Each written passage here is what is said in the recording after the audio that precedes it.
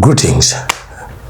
Beyond the ceremonial pageantry of the State House and Entebbe, the official swearing-in of Ambassador Ayabare as Minister for Foreign Affairs signals a deliberate tactical recalibration of Uganda's foreign policy apparatus.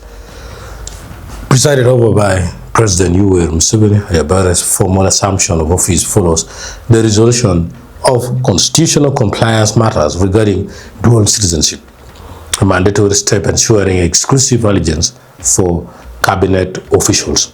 By elevating a career diplomat with deep roots in multilateral negotiations over a political appointee, Kampala is telegraphing a shift toward pragmatic, trade-focused diplomacy and aggressive regional stabilization.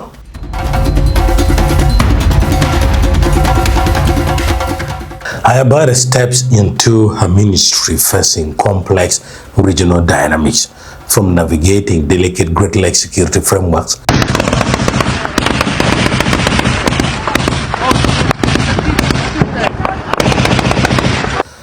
to capitalizing on trade corridors within the East African community. His immediate mandate revolves around operational efficiency and economic diplomacy.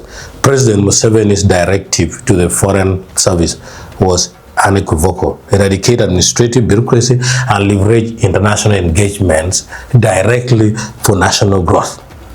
Sworn in alongside Ayabare were two key state ministers, Shachi Kutesa Musashiri for microfinance and Juma Witonze Kiseka for internal affairs.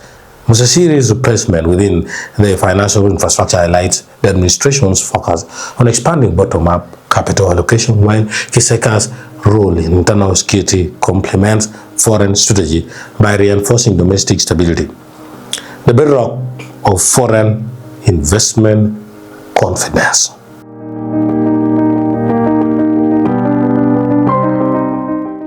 However, Ayabare's movement to the executive branch creates a critical power vacuum in New York.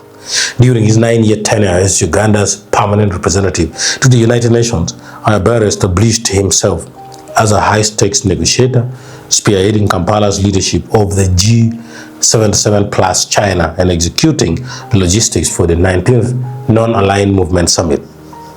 While Deputy Permanent Representative Ambassador Guthrie Koba currently manages day-to-day operations as chargé d'affaires, the mission requires a heavyweight substantive appointment. This urgency coincides with Uganda launching an ambitious international campaign for the United Nations Secretary General seat, formally backing veteran diplomat Dr. Olara Otunnu.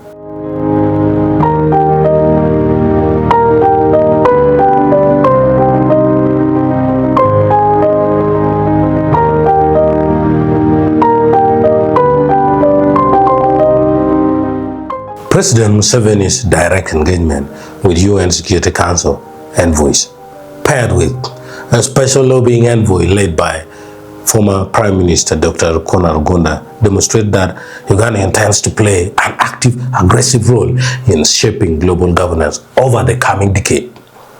Managing a high-profile Secretary General candidacy requires an ambassador in New York with immense stature, deep institutional memory, and existing clout within the Security Council chamber.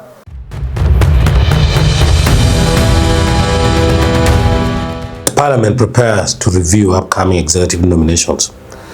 Political observers and foreign policy analysts are closely watching how the executive branch will fill this strategic diplomatic outpost, securing standard multilateral interests while managing a major global campaign demands experienced, steady leadership at the podium in New York. Consequently, industry insiders suggest that Olara may become Uganda's permanent representative ambassador to UN, replacing Ayabare if he fails to secure UN Secretary General. Let me know what you think.